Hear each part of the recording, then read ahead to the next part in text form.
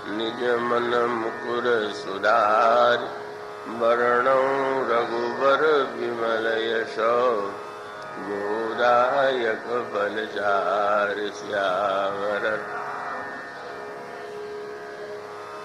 भवानी शंकरौ वंदे श्रद्धा विश्वास रूपिणौ याव्यां विना न पश्यन्ति सिद्धास्वान्तस्तमीश्वरम् वन्दे बोधमयं नित्यं गुरुं शङ्कररूपिणम् हिमाश्रितो हि वक्रोऽपि चन्द्रः सर्वत्र वन्द्यते।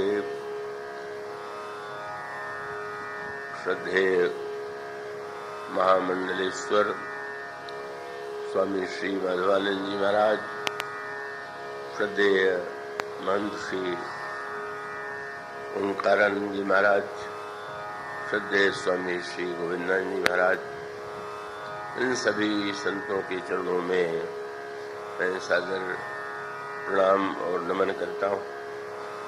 आप सब श्रोताओं का, देवियों का हार्दिक स्वागत। आइए इस श्लोक के माध्यम से सामने रख करके आपके सामने जो बातें कही जा रही हैं उस पर आगे विचार करें। भगवान शंकर साक्षात विश्वास है, किंतु उनकी जो प्रिया सती है उनके दो जन्म होते हैं। एक तो जब वे सती के रूप में दक्ष पुत्री के रूप में जन्म लेती है, और फिर दूसरे जन्म में जब वे हिमालय की पुत्री बन करके मैना के गर्भ से जन्म लेती हैं, तो ये जो सती और पार्वती के रूप में दो जन्म हैं, उसका तात्पर्य क्या है? उसका अभिप्राय यह है कि व्यक्ति के पास समझने का जो सबसे बड़ा साधन है वह बुद्धि है। जब भी कहीं उसे कोई भ्रम होता है या कोई समस्या होती है तो बुद्धिपूर्वक विचार करता है, किंतु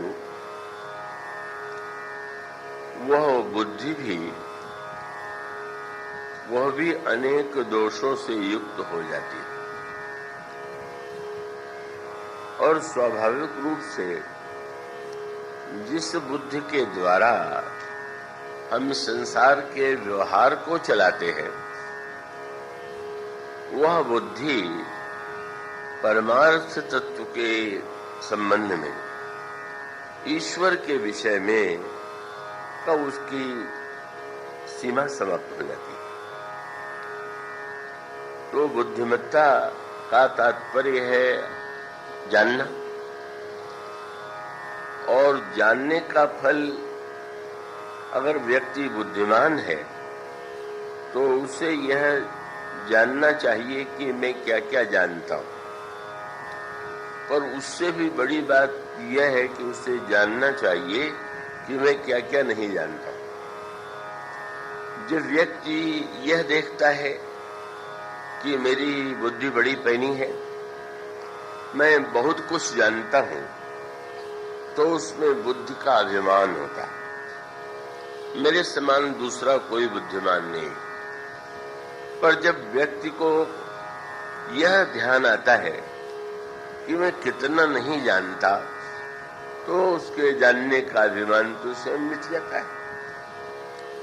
और जब यह बात जान लेता है व्यक्ति कि जो सर्वश्रेष्ठ जानने योग्य है उसे यह बुद्धि जानने में असमर्थ है, तब उसके अंतःकरण में श्रद्धा का उदय होता है। बुद्धि की सीमा समाप्त हो गई, और तब उसके पश्चात उसको यह लगता है कि जिसे हम अपनी बुद्धि के द्वारा नहीं समझ पाते, नहीं जिसके तत्व को जान पाते, हम ऐसे महापुरुष के पास जाएं, संत के पास जाएं, सद्गुरु के पास जाएं कि जिसके द्वारा वो हम जान सकें।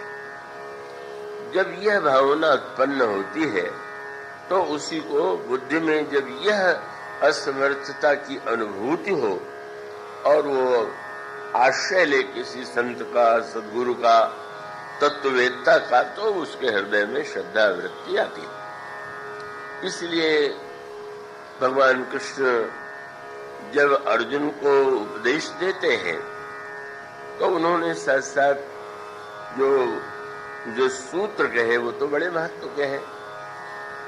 भगवान यह कहते हैं कि तुम यदि या कोई भी अगर उस परम तत्व को जानना चाहता है तो अपनी ही बुद्धि के द्वारा जानने की चेष्टा यह धृष्टता।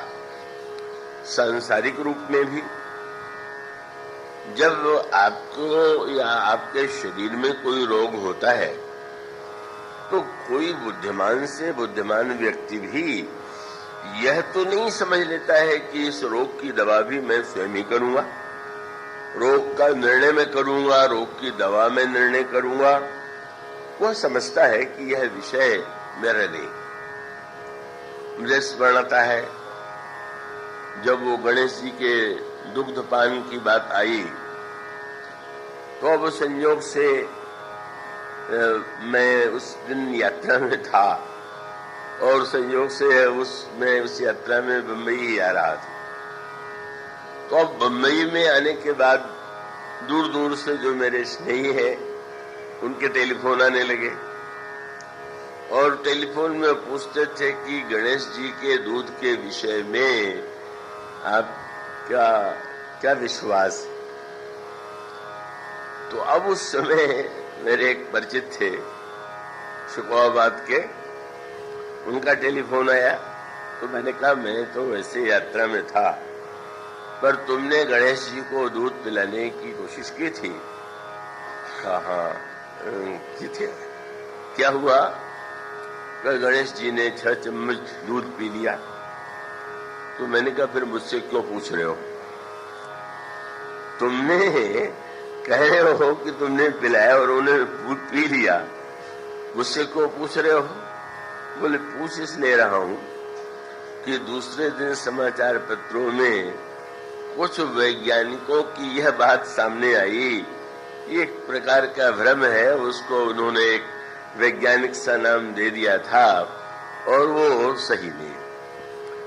तो मैंने ये कहा कि तुमने प्रत्यक्ष देखा और वो वैज्ञानिक नामधारी, वैज्ञानिक माने का वो वैज्ञानिक समस्त जो भौतिक विज्ञान है उसके भी किसी एक शाखा को जानने वाला व्यक्ति है।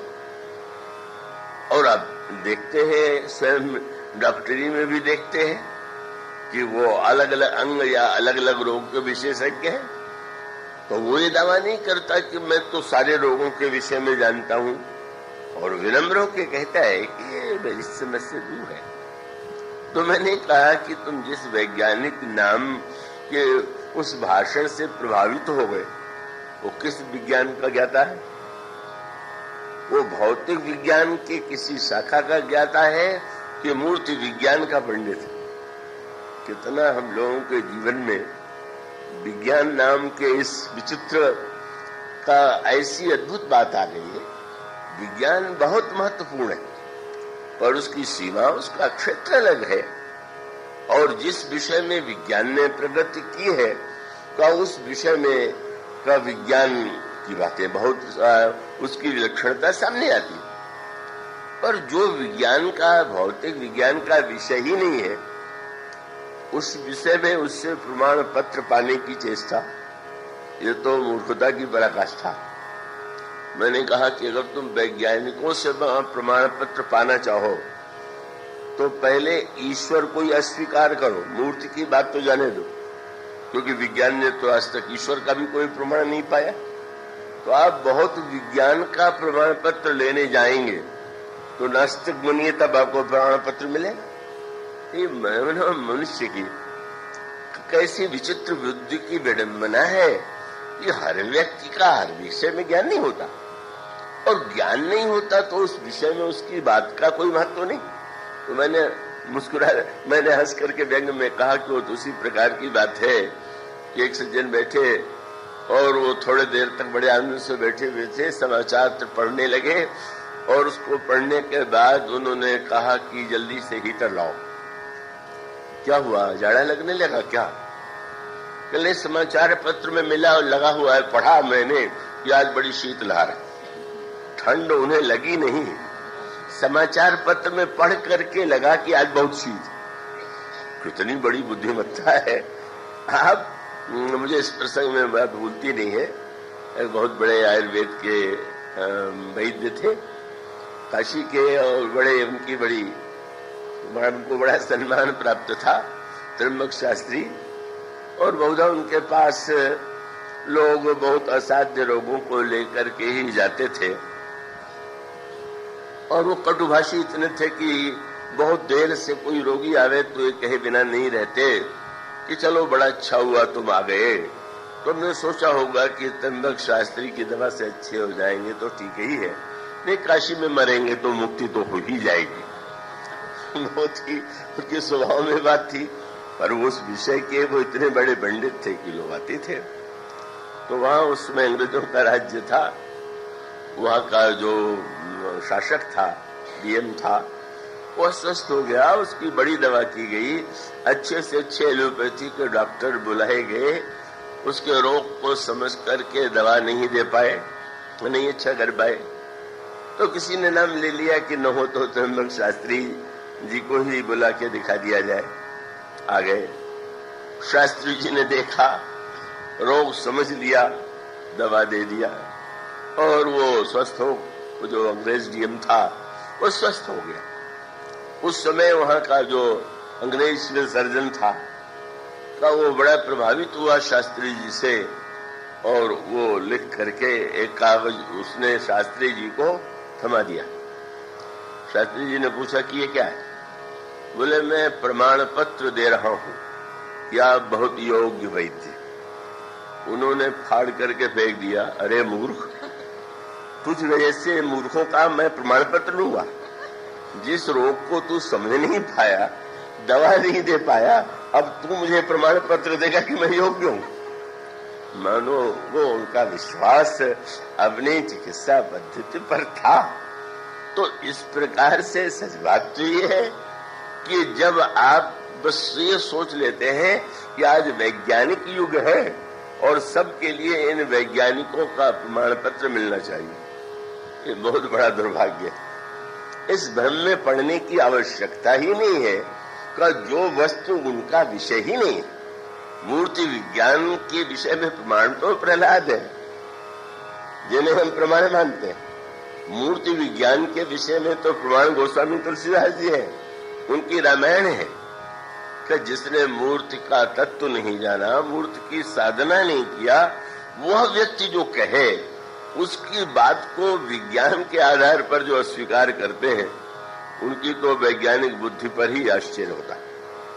तो वस्तुतः बुद्धि की अपनी एक सीमा है। जैसे महारानी सुनैना ने चित्रकूट में जनक जी से कहा कि श्री भरत के विषय में आपके क्या विचार? तो उन्होंने यही कहा कि महारानी कुछ विषयों में मेरी बुद्धि काम करती है। किन विषयों में? बोले धर्म, राजनय, धर्म में, राजनीति में और ब्रह्म विचार में। यहाँ यथामति मोर प्रचार, ब्रह्म में, वेदांत में, राजनीति में और धर्म के विषय में मेरी बुद्धि काम करती है।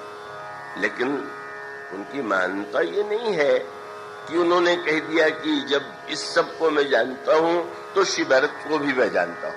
उन्होंने स्पष्ट कर दिया कि ये सब होते हुए भी सो मति मोरी भरत महिमाही काई काह छल छुअत न छाई, का वह मेरी बुद्धि जो है श्री भरत की महिमा क्यों तो छूना दूर है, उसकी छाया को भी नहीं छू पाती। तो जनक की महानता इसमें नहीं है कि वो दावा कर दे कि मैं सब कुछ जानता हूं। जनक की महानता यह है कि वे कहते हैं हाँ, कुछ विषयों को मैं जानता हूं और वो भी अपनी बुद्धि की सीमा में जानता हूं, पर उसके पश्चात मैं कैसे कहूं कि इस विषय में भी मुझे ठीक ठीक ज्ञान। तो ये जो एक असामर्थ्य की अनुभूति है, और सच बात तो यह है कि जो जितना बड़ा मूर्ख होता है उसको अपनी बुद्धिमत्ता पर उतना विश्वास होता है, क्योंकि उसको अपने अज्ञान का पता नहीं होता। और जो जितना महान होता है उसको अपने ज्ञान की कमी का उतना ही भान होता है। इसलिए बुद्धि के द्वारा व्यक्ति जब उस सत्य को समझ लेता है कि हमारी बुद्धि असीम नहीं है, का उसकी सीमाएं हैं, और उसके द्वारा हम जो समझना चाहते हैं वो हम समझ लें, पर जो नहीं जान पाते, भगवान कृष्ण इसीलिए अर्जुन से कहते हैं कि भाई अगर तुम ब्रह्म तत्व को जानना चाहते हो तो केवल अपनी बुद्धि के पहले पर विश्वास करके तुम उसको नहीं समझ सकते। और तब आप आदेश देते हैं तुम महापुरुषों के पास जाओ। और एक बड़ा प्यारा सुंदर वाक्य है, क्या बोले, तद विद्धि प्रणिपातेन, पहले जाकर के प्रणाम करो। प्रणाम न करें तो उत्तर नहीं देंगे क्या? और प्रणाम किए बिना अगर हम उत्तर सुने तो क्या समझ में नहीं आएगा क्या? भगवान ने प्रणाम करने के लिए जब आदेश दिया तो उसके पीछे तात्पर्य यह है कि जब हम किसी के सामने सिर झुकाते हैं, प्रणाम करते हैं, तो ये स्वीकार करते हैं कि हाँ, उसकी बुद्धि जो है मेरी अपेक्षा श्रेष्ठ है, वो दूर तक समझने में समर्थ है। और तब प्रणाम की आवश्यकता इसलिए है कि हम अभिमान से मुक्त हो जाए। अगर व्यक्ति में अभिमान है तो वो सोचेगा कि मैं जब सबसे बड़ा बुद्धिमान हूं तो दूसरों को प्रणाम क्यों करूं। लेकिन जिसको ये ज्ञात हो गया तो भगवान ने अगर प्रणाम को, प्रणिपात को इतना महत्व दिया तो उसका तात्पर्य ये है कि हम श्रद्धा पूर्वक बुद्धि का अभिमान छोड़ करके किसी सद्गुरु, संत या महापुरुष के जाएं और फिर परिप्रश्नेन, प्रणाम करने के बाद तब उससे प्रश्न करें। अच्छा, प्रश्न का उत्तर मिल गया तो अब तो समझ में आ गई। उन्होंने ना, परिप्रश्नेन सेवया, पहले प्रणाम करो, बाद में प्रश्न करो और बाद में सेवा करो। और फिर वही अर्थ है कि सेवा करने का तात्पर्य क्या, सेवा करने का अर्थ क्या है, उसका अभिप्राय है उसे आप यूं कह लें कि जैसे कोई वस्तु आपको दी जाए, पर जो वस्तु दी गई आपने बर्तन में लिया, पर आपका जो बर्तन है अगर उसमें ही कोई दोष है, तो उसमें कोई खटाई लगी हुई है, या स्वयं बर्तन ही ऐसा है कि जिसमें जा करके वस्तु बदली जाती है, तो आप उसमें जो डालेंगे वो वस्तु तो विकृत हो जाएगी, तो वो तो स्वाभाविक को बदल देगी। और इसका अर्थ ये कि विनम्र हो करके हम प्रश्न ही न करें, अपितु जो कहने वाले ने, संत ने, गुरु ने कहा है उसे धारण करने के लिए हमारे जीवन में पात्रता आवे, और वो पात्रता ही सेवा। सेवा के द्वारा हमारे हृदय में इस भावना का उदय होता है, जिन्होंने इतना महान ज्ञान दिया, जिन्होंने इतने तत्व का उपदेश दिया, सेवा करके हम अपने को धन्य बनाते हैं। इसलिए वही बात भगवान राम सबरी जी को उपदेश देते हुए जब ये कहते हैं कि सबरी गुरुपद पंकज सेवा, प्रभु ने कहा गुरु के चरणों की सेवा, यह मेरी तीसरी भक्ति है। पर वहां भी वो शब्द जुड़ा हुआ है, गुरुपद पंकज सेवा तीसरी भगति अमान, मान रहित हो करके गुरु के चरणों की सेवा करना, ये मेरी तीसरी भक्ति है। और उसका अभिप्राय है वहां पर भी भगवान राम अभिमान के त्याग और सेवा, इसको भक्ति के संदर्भ में महत्व देते हैं। और गीता में भगवान कृष्ण भी कई इसी बात को तद्विधि प्रणिपाते न परिप्रश्न सेवया, इस माध्यम से उन्होंने इस बात को सामने रखा। बस इसका अर्थ ही है, इसका तात्पर्य है कि सती की जो समस्या है, मैं ऐसा करता हूं कि आप लोग चैतन्य रहेंगे।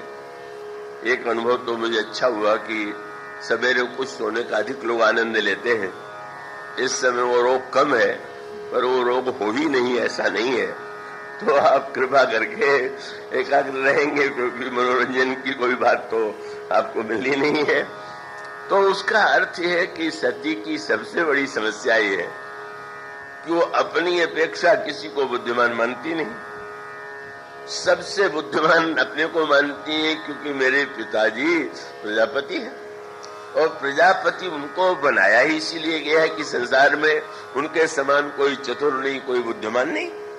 और उनकी बेटी तो मैं तो अत्यंत बुद्धिमान हूं। इसी का परिणाम होता है कि वे कथा से वंचित रह गई, कथा में पहुंच करके भी कथा से वंचित रह गई, और भगवान शंकर के समझाने के बाद भी उनके हृदय का भ्रम दूर नहीं हुआ। बड़ी मीठी बात, अगर विनम्र हो तो साधारण व्यक्ति से भी बात आप समझ लेंगे, और अभिमान हो तो शंकर जी ही क्यों न उपदेश दें, तो आप उसको समझ नहीं पाएंगे। मानो शंकर जी को भी मैं पतिव्रता हूं, पूजा करती हूं, पर ये थोड़ी है कि शंकर जी मुझसे अधिक बुद्धिमान, ये छिपा हुआ संस्कार है। और इसीलिए वह संकेत आता है कि जब उन्होंने भगवान के प्रभाव को देखा तो देखने के पश्चात नेत्र मूंद लिया। किंतु बुद्धिमान व्यक्ति की समस्या ये है कि वो सरलता से हार थोड़ी मानता है। एक आध क्षण के लिए जैसे थकने पर कोई आंख मूंद ले या बहुत परिश्रम करने के बाद आंख लग जाए, इसी तरह से बुद्धिमान व्यक्ति थोड़ी देर के लिए तो वो ऐसा कर लेता है जैसे सती जी ने किया। लेकिन आगे चल करके स्पष्ट हो गया, जब सती जी नेत्र मूंद करके बैठ गईं, भगवान की महिमा और प्रभाव का दर्शन कर लिया, और जब भगवान शंकर के पास आई तो भगवान शंकर ने पूछ दिया, लीन परीक्षा कौन विधि, आपने किस विधि से परीक्षा लिया? तो बोले, अनादिकाल से आज तक मुझे उस विधि का पता नहीं है, ईश्वर की परीक्षा कैसे ली जाती है। और आप इतनी विद्वान हैं, बड़े बाप की बेटी हैं, आपने कोई विधि जरूर निकाली होगी, तो बताइए आपने किस विधि से परीक्षा ली? पर भगवान शंकर ने वाक्य कह दिया, क्या लीन परीक्षा कौन विधि, कहो सत्य संवाद, बिल्कुल सच सच बताइएगा। बुद्धिमान लोग सच बोलने में भी संकोच करते हैं। कब उनको लगे कि किसी बात को बता देने में मेरी बुद्धि की हेठी मानी जाएगी, तो वो तो सहन नहीं है। का एक साधारण व्यक्ति तो मान लेगा मेरी भूल है, पर बुद्धिमान को लगता है कि कहीं ये बता देने पर सामने वाला हमें मूर्ख न समझ ले या हमारी हंसी न उड़ावे। इसलिए भगवान शंकर ने कहा, दक्ष पुत्री, परीक्षा की विधि बताओ और सच सच बताना। बस फिर वही बुद्धि का छल, वही कपट। शंकर जी के सामने अगर मैं कहूंगी कि मैंने सीता जी का वेश बनाया और श्री राम ने मुझे प्रणाम किया, मुझसे पूछ लिया कि आपके पतिदेव कहाँ हैं, आप जंगल में अकेले कहाँ भटक रही हैं, तो बड़ी हेठी हो जाएगी। और हेठी हो जाएगी क्योंकि प्रभु ने व्यंग भी कर दिया था, जोरी पानी प्रभु की न प्रणामू, पिता सवेत लीन निज नामू। और कहे प्रणाम तो किए ही, फिर कहाँ वृषकेतु, शंकर जी कहाँ? और उससे भी बड़ा व्यंग था, विपिन, यह जंगल है देवी, जंगल में माने नगर में सड़क है तो आप मार्ग ढूंढ लीजिए, पर जंगल में तो भटकने की बड़ी संभावना है। बाहर के जंगल में भी व्यक्ति भटक जाता है और संशय हृदय में आ जाए तब तो और भी भटक जाता है। मानो संकेत ये था कि जंगल में और शंकर जी का साथ आपने छोड़ दिया। अरे यहां तो मानो संशय के वन में तो विश्वास के साथ रहती तो समस्या न आती, लेकिन संशय के अरे विश्वास को तो कभी नहीं छोड़ना चाहिए, पर वन में तो निश्चित रूप से। और एक संकेत, बुद्धिमान व्यक्ति कौन है? जो व्यक्ति बुद्धिमान सचमुच होगा वो केवल अपने अनुभव से ही नहीं, दूसरों के अनुभव से भी लाभ लेगा। यही जीवन का क्रम है। आपको जितनी वस्तुओं का ज्ञान होता है वो सब आपके द्वारा अनुभव की गई नहीं होती। पूर्व लोगों ने जिस ज्ञान को अनुभव के द्वारा प्राप्त किया है, कब वो उस ज्ञान को अप्राप्त करते हैं? तो वो जो ज्ञान है वो उसका अर्थ ये है कि आपसे पहले जो व्यक्ति हुए हैं, हम उनकी बुद्धि को, उनके अनुभव को प्रमाण रूप में स्वीकार करें। और तब भगवान राम का तात्पर्य था कि आपने देखा कि मेरी प्रिया सीता का हरण कब हुआ? तो जंगल में जब तक मैं साथ में था, लक्ष्मण साथ में थे, तब तक हरण नहीं हुआ। लेकिन जब उन्होंने मुझसे माया मृग लाने के लिए कहा और माया मृग लाने के लिए मैं चला, तो जाते समय भी मैं लक्ष्मण को वहीं रोक गया और लक्ष्मण जी से मैंने कह दिया कि लक्ष्मण सीता केरी करेऊ रखवारी, बुरी विवेक बल समय विचारी। ये घोर जंगल है। भगवान राम ने एक वाक्य और कह दिया, फिरत विपिन निश्चर बहु भाई। लक्ष्मण, मुझे लगता है कि इस जंगल में न जाने कितने राक्षस घूम रहे, और यही सत्य है। जब मन में संशय उत्पन्न होता है तो वहां तो अनेक दुर्गुणों के राक्षस जो है अपने आप ही आ जाते हैं। प्रभु ने कह दिया, सावधान रहना, ये जंगल है, राक्षस है और तुम्हें सीता जी की रक्षा करना है। लेकिन फिर वही बात, कब वस्तुतः हरण कब हो पाया? जब मृग का स्वर श्री सीता जी ने सुना और सुन करके उनको भ्रम हुआ कि ये श्री राम का स्वर है, तो श्री राम के स्वर का, कृपा करके देवी जी अगर बच्चे को जरा लेके बाहर जाएंगी तो लोग, तो जब उन्होंने मृग का स्वर सुना, कई लोग ये समझते हैं कि मृग ने श्री राम के स्वर की नकल करके लक्ष्मण को पुकारा, पर ये रामायण में बिल्कुल नहीं। मनमानी बात कहना वो उन वक्ताओं का स्वभाव है कि जो बिना सोचे ही समझे रामायण के सिद्धांतों से दूर चले जाते। गोस्वामी जी कहते हैं, मारीच ने मरते समय लक्ष्मण का नाम लिया, श्री राम के स्वर में नहीं। और यही तो बताना था, इसका आनंद इसी में। मारीच ने अगर श्री राम के स्वर की नकल की होती और तब उन्हें ऐसा लगता कि संकट में है, तो एक सीमा तक, यद्यपि वो अभी पूर्ण विवेक युक्त नहीं था, लेकिन मानो संकेत यह था कि जिस समय ये मारीच कौन है। कई बार ये प्रश्न आता है कि भक्त ईश्वर की प्रेरणा से कार्य करता है, तो भक्त ईश्वर की प्रेरणा से कार्य करता है, किंतु यह जो हमारे आपके हृदय में बात आई और जब हम कहते हैं कि ये ईश्वर की प्रेरणा है, तो कैसे हमने जान लिया कि ईश्वर की प्रेरणा है? ईश्वर की प्रेरणा का अर्थ ये तो नहीं हुआ कि हमारे मन में जो बात आ जाए, मन में जो बातें उठने लगे, हम उसी को ईश्वर की प्रेरणा का नाम दे दें, और ईश्वर की प्रेरणा का नाम दे करके हम अपने मन की वासना को ही ईश्वर की इच्छा, ईश्वर की आज्ञा अगर मान लेंगे तो निश्चित रूप से जीवन में भटकाव आए बिना नहीं रह सकते। और अधिकांश लोगों की समस्या यही है कि वो जब ईश्वर की बात कहते हैं तो ईश्वर की बात आपको सुनने के लिए सही कान मिला है कि नहीं मिला है। और अगर वही और अनेक स्वर, अभी तो चुनाव हुआ है, का अनेक दृष्टांत आते हैं। पिछले थोड़े वर्ष पहले चुनाव के समय मैं वहां पर समुद्र गौरव में बरली सी फेस पर ठहरा हुआ था।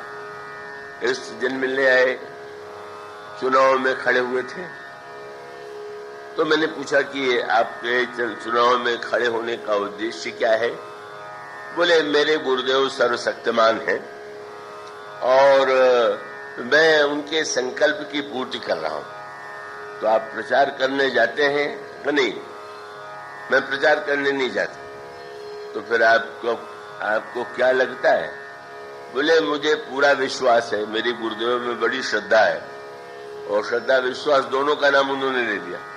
इतनी श्रद्धा है और मेरा विश्वास है कि जो मत देने वाले हैं वो दूसरी की पेटी में डालेंगे पर मेरी पेटी में आ जाएंगे। अब ये जो श्रद्धा विश्वास की व्याख्या थी, वो बेचारे तो कहीं से उनको कोई ऐसा कुछ नहीं हुआ। तब गुरुदेव की कमी है या सचमुच उनके उस बुद्धि को जिसको उन्होंने श्रद्धा विश्वास का नाम दे दिया, क्या वो सचमुच श्रद्धा विश्वास है क्या? उसका अर्थ ये है, अनेक प्रसंगों में ये दिखाई देता है। और ये प्रसंग तो सर्वोत्कृष्ट है। ये मारीच तो साक्षात लोभ का ही स्वर्ण मृग जो है वो लोभ। और लोभ का स्वर, जब लोभ का स्वर ईश्वर का स्वर लगे, एक बड़े महत्व की बात है। हमारे अंतःकरण में कभी काम का उदय हो सकता है, कभी क्रोध का, कभी लोभ का, और उन सारे स्वरों को अगर हम ईश्वर का स्वर मान लेंगे तो अनर्थ ही हो जाएगा। आप गीता में पढ़ते हैं, भगवान एक और तो कहते हैं कि ईश्वर ही समस्त प्राणियों के हृदय में बैठा हुआ, ईश्वर सर्वभूतानां हृदय से अर्जुन तिष्ठति भ्रामयन् सर्वभूतानि यंत्रारूढ़ानि माया। एक और तो भगवान कहे वाक्य, दूसरी ओर अर्जुन ने जब भगवान से पूछा कि प्रभु भगवान, कई बार ऐसा होता है कि व्यक्ति जो है समझता है कि बुरा यह अच्छा है, लेकिन न चाहने पर भी बुराई की दिशा में चला जाता है। इसके पीछे कौन है? तो भगवान को यही तो कहना चाहिए कि सब ईश्वर की इच्छा से होता है। कह चुके हैं कि ईश्वर ही चलाता है, लेकिन बस सूत्र यही है।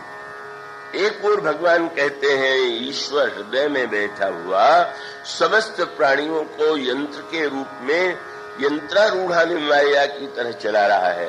पर जब अर्जुन ने कहा अनिच्छन्न विवाश्रेय बलाद्योनियोजितः, इच्छा न होने पर भी हम क्यों बुराई की ओर जाते हैं, भगवान ने ईश्वर का नाम बिल्कुल नहीं, ये नहीं कहा कि जो होता है वो मेरी इच्छा से होता है। भगवान ने तुरंत कहा अर्जुन, अगर ऐसी कोई बात आ जाए तो समझ लो काम एष क्रोध एष रजोगुण समुद्भव महाशनो महापापमा विद्धेन वैरिणम। भगवान कहते हैं यह काम है, यह लोभ है, ये मोह है जो बुरी दिशा में ले जाता है, और तुम्हारी सामर्थ्य ये है कि तुम इन्हें नष्ट करो। और इसका अर्थ ये है कि ईश्वर की प्रेरणा का वस्तुतः उसको बहुत कम लोगों को प्रेरणा मिलती है, और उस प्रेरणा को पाने के लिए पहले अंतःकरण वैसा बनाना पड़ता है।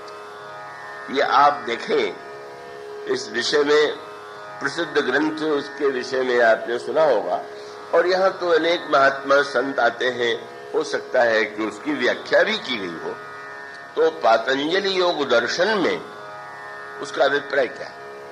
आप जब यह पढ़ते हैं कि समाधि को ही समाधि लक्ष्य है जीवन का, और समाधि में ही आत्म साक्षात्कार होता है, तत्व ज्ञान होता है, पूर्णत्व की अनुभूति होती है, तो उसका भी तात्पर्य यही है कि आप पहले वह तो बनाइए कि जिस अंतःकरण में, जिस हृदय में केवल ऐसी स्थिति आ जाए कि बुरी से बुरी बात तो जाने दीजिए, अच्छी से अच्छी बात भी मिट जाए, वो थोड़ा अधिक गंभीर है।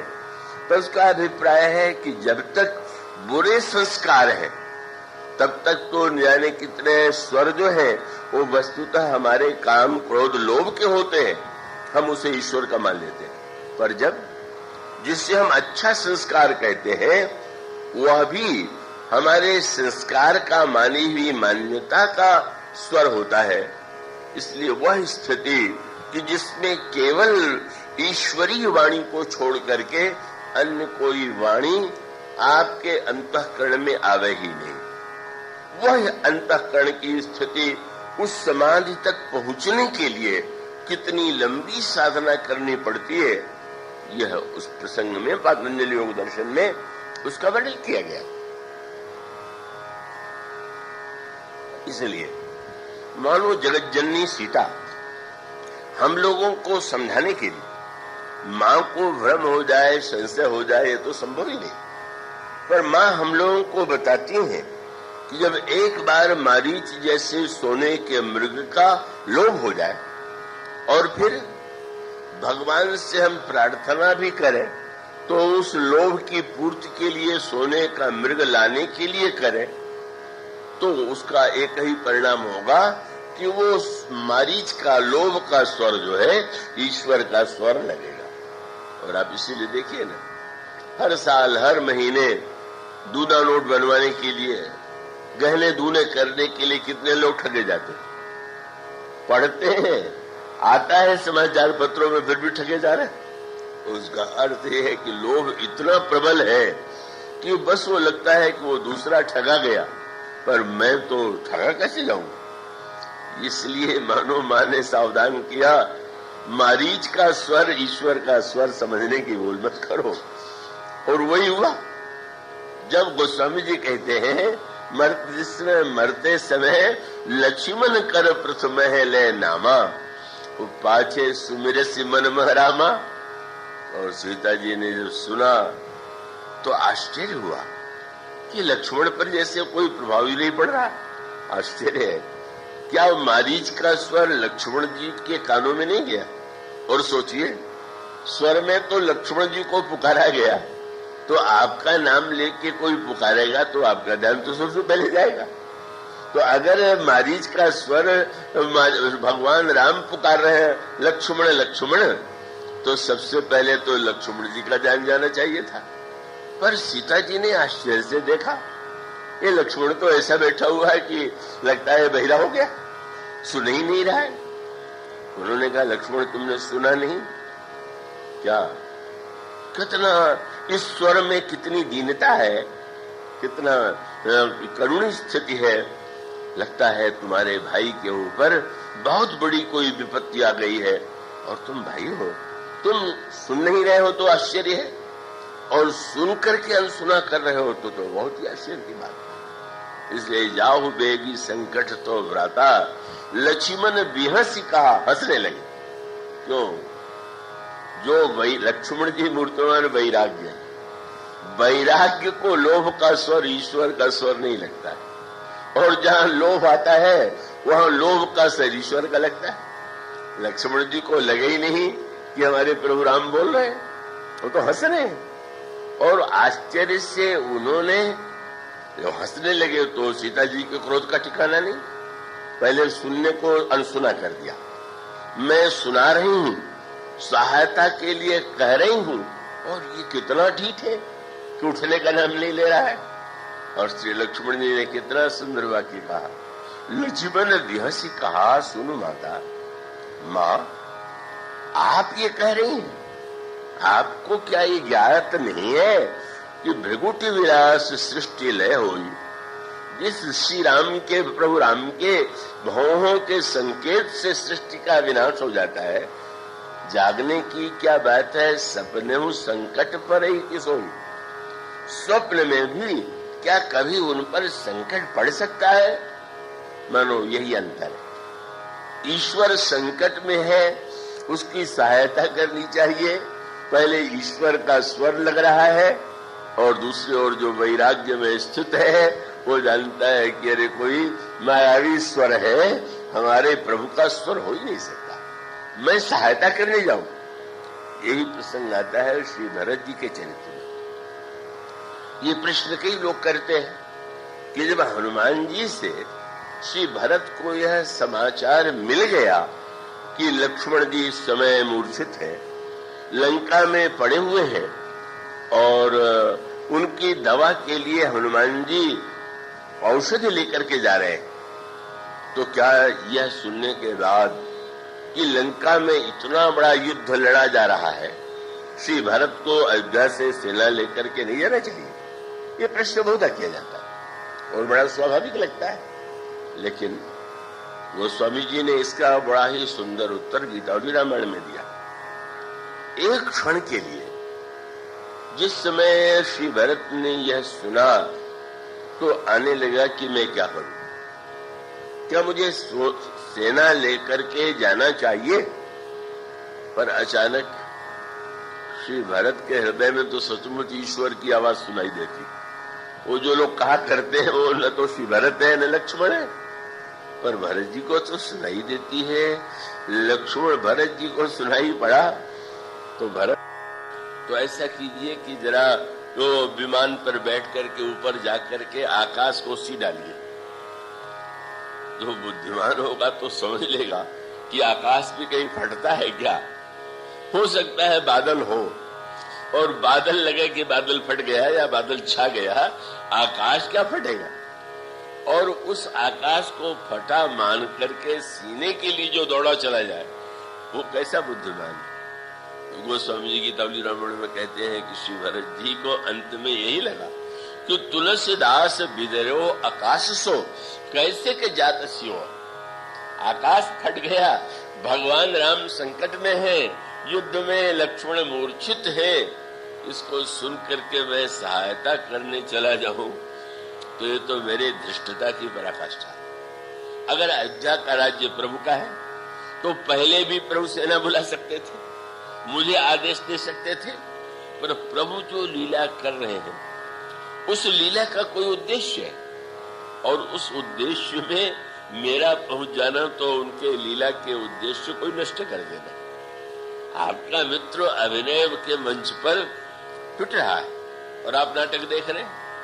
अब आप बहुत बड़ी बुद्धिमत्ता ये होगी कि मित्र की सहायता के लिए मंच पर न कूद पड़े कि अरे मेरा मित्र पिट रहा है अब हम इसकी रक्षा करें, क्योंकि वो बुद्धिमान व्यक्ति सोचेगा कि वाह हमारा मित्र कितना बढ़िया नाटक कर रहा है, क्यों लग रहा है कि पिट रहा है और वो आनंदित हो रहा है, मानो उसका अर्थ है लक्ष्मण जी को हंसी इसलिए आ रही। आज माँ कह रही है संकट में है, माँ कह रही है कि सहायता करने जाओ और भरत जी भी इसीलिए नहीं गए। अरे मैं क्या जाऊं, प्रभु जो है वो तो सब कुछ करने में समर्थ है, पर इतना होते हुए भी अगर उन्होंने मूर्छा का नाटक किया है, दवाई मंगाने का नाटक किया है, तो मुझे बीच में हस्तक्षेप नहीं करना चाहिए। और बात तो यही सही है, वो तो नाटक था प्रभु का। एक बार मेघनाथ ने बाण मारा तो मूर्छित हो गए, प्रभु विलाप करने लगे तो वैद्य बुलाया गया, हनुमान जी को भेजा गया, दवा बुलाई गई।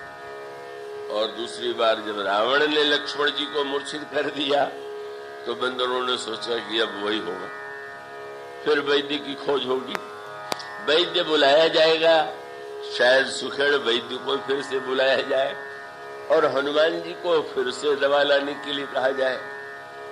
और बंदरों ने देखा तो आगे भेद खुल गया, भगवान ने न तो वैद्य बुलाया न हनुमान जी को दवा लेने भेजा।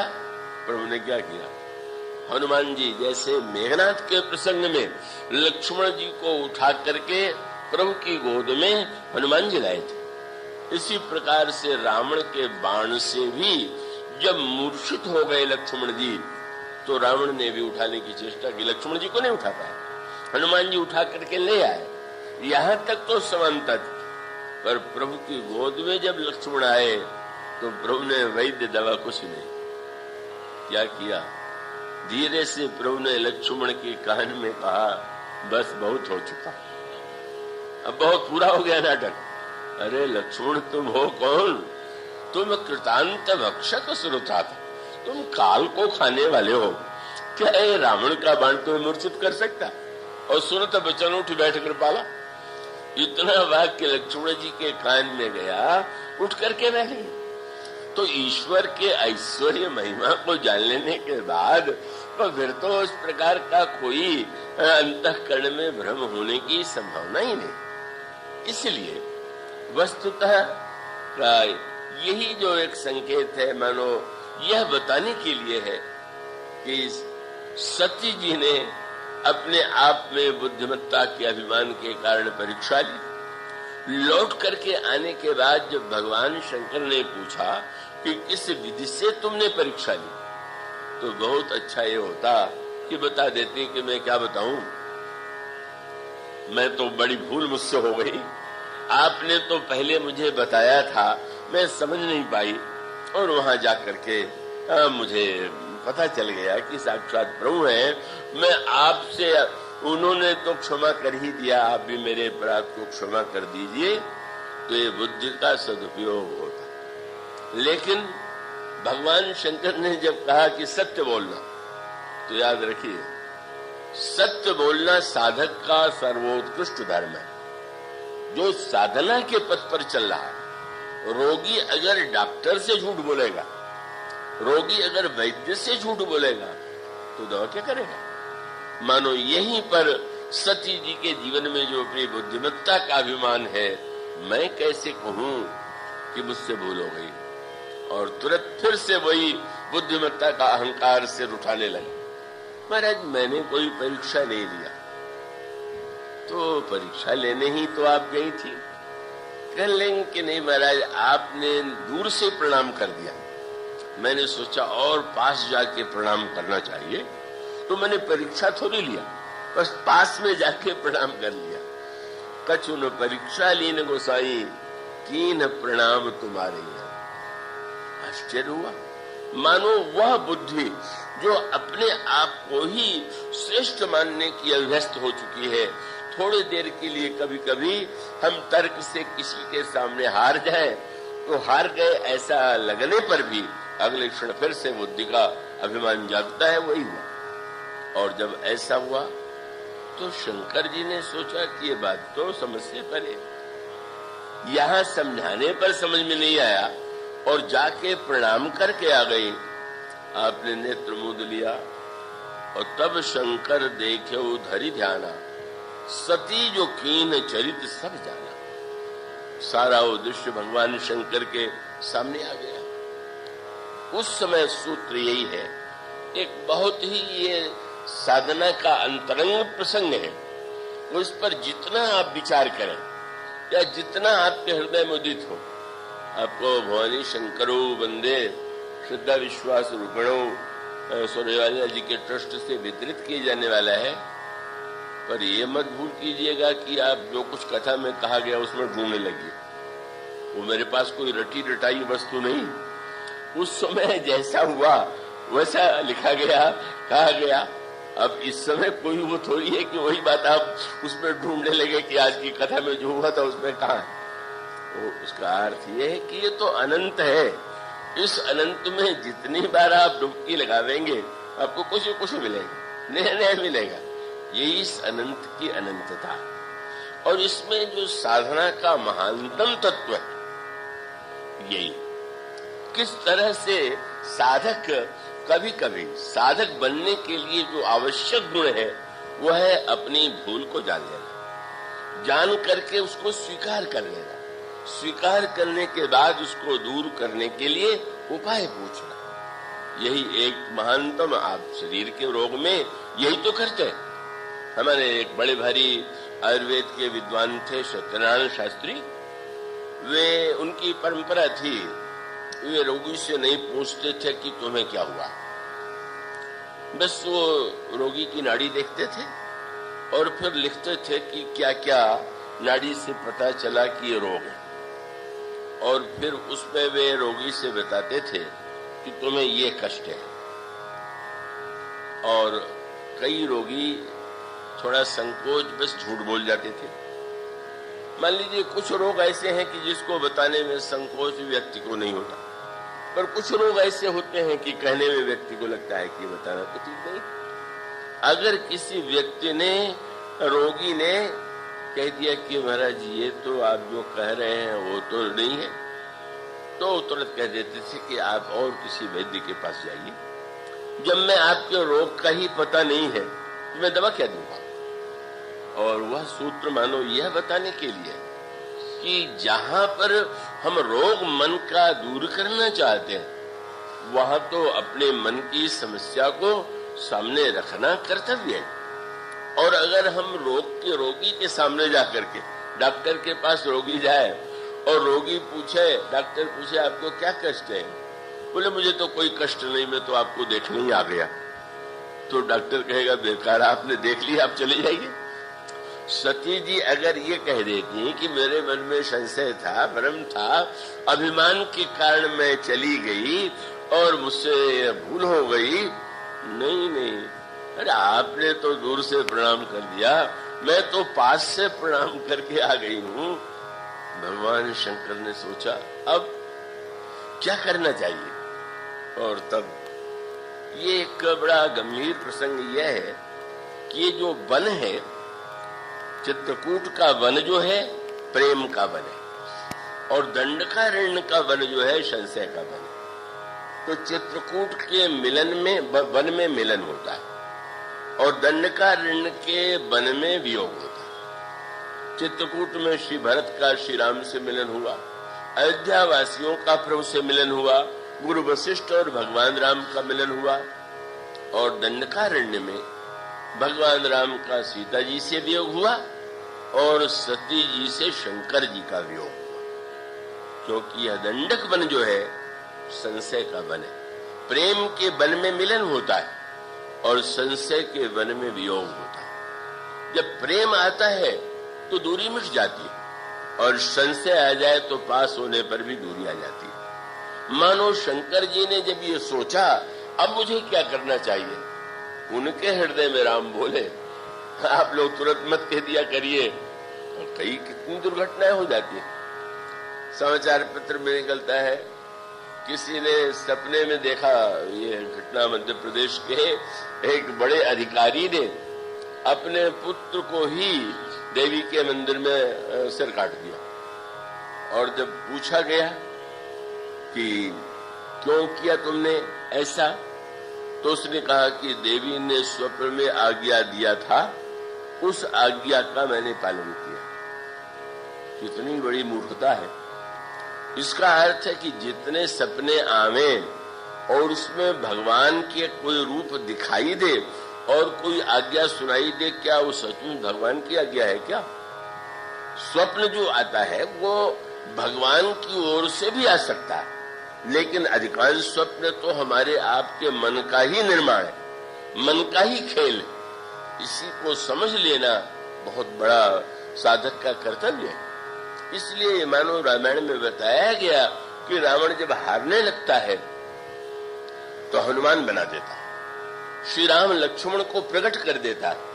अब रावण के बनाए हुए हनुमान की अगर पूजा करने लगे बंदर, और रावण के बनाए हुए श्री राम और सीता जी को देख करके अगर बंदर साष्टांग प्रणाम करने लगे तो अनर्थ ही हो जाएगा।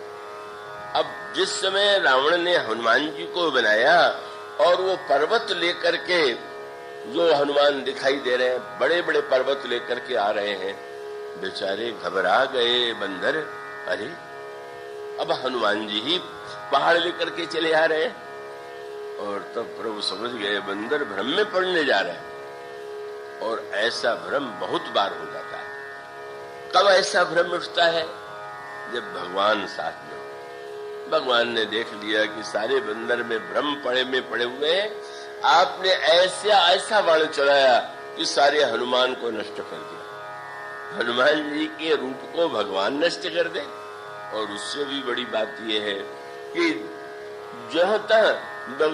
जहां देखते हैं बंदर, वहां पर राम और लक्ष्मण दिखाई देते हैं। और तब भगवान राम ने सोचा फिर बंदरों के सामने संकट, और वो संकट तो इतना बड़ा था कि सो माया रघुबीर नहीं बांची, लक्ष्मण कपिन सुमानी साची। सारे बंदरों को लगने लगा कि ये तो श्री राम खड़े। और तब क्या हुआ, उन राम पर राम ने ही प्रहार किया। भगवान राम ने एक बाण के द्वारा सारे राम के रूपों को नष्ट कर दिया।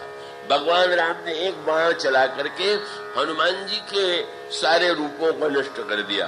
और उसका अर्थ ये है कि इसमें भेद करना बड़ा कठिन हो जाता है।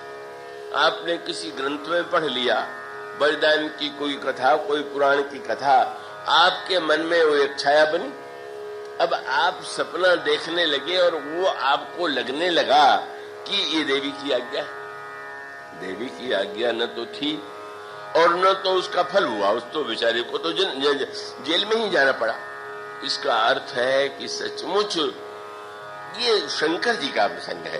क्या मैं क्या करूं, परम पुनीत न जाई तजी किए प्रेम बड़ पाप। ये अत्यंत मेरे प्रति आदर रखने वाली, इनके मन में मेरे प्रति बड़ी निष्ठा है।